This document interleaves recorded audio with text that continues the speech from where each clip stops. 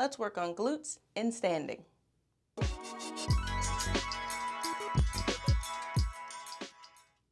Dr. Marcia of Move with Marcia, and let's work on standing hip extension, which will really get into the glutes, little hammies. Also, since we're upright, definitely going to require some core, some body awareness, and knowing where everything is. So, if you don't know how to engage your core or do pelvic tilts, 10 out of 10 recommend watching that. Or if you would rather do hip extensions on the floor, well, you can do donkey kicks and other exercises, bird dogs, that sort of thing. I have tutorials on those as well. Anyways, let's get to it. The main idea, when we are standing upright, not too tilted forward, not too back, just right in the middle, a little bend in the knee. If we bring our leg back from this position, that's hip extension. Now, some of us might have more than others, and you might need to lean forward a little bit if you're really, really tight in your hip flexors. That's okay, it's not that deep. So the options, you can hold on to a surface, hold on to a wall, 2 broomsticks, whatever, and kick your leg back.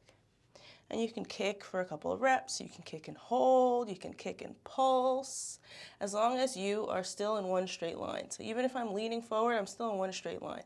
I'm not arching my back to get more range. I'm leaning forward because I know my hip flexors are tight. So if I do it from the upright position, I won't really get as forward. And I can do it either way. As long as I know why I'm choosing the option, it's probably a good idea, right? So if you are doing pretty okay with this, it's not that tough, that's when you can consider adding a band, weights, or other materials to add resistance. This is what it might look like with a loop band. So you wrap that band around your leg, whether you go above the knee, below the knee, at the ankle, or maybe even around the feet, up to you. The lower you go, usually the harder it is. And you can do the same idea. Maybe you want to work on fast on the way out and slow down. You can do that too. Fast on the way out and go slow on the way down. You could play around with the rep schemes a lot.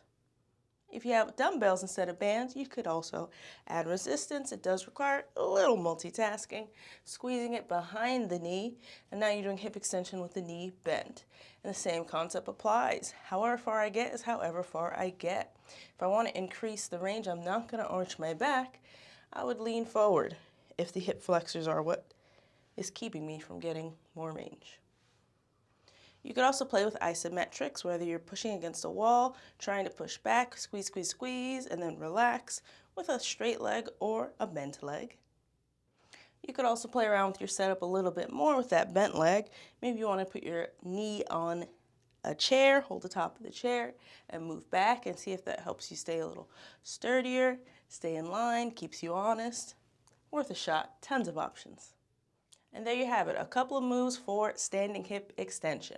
So remember, you can work on those glutes in all different positions. In a different position, it might be called a different exercise. So if we're on our hands and knees, that might be a bird dog or a donkey kick.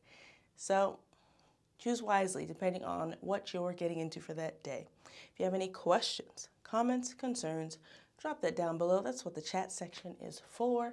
And of course, you know, I'm here every week uploading exercise tutorials, follow along flows, yoga poses, and all that good stuff. Okay, bye.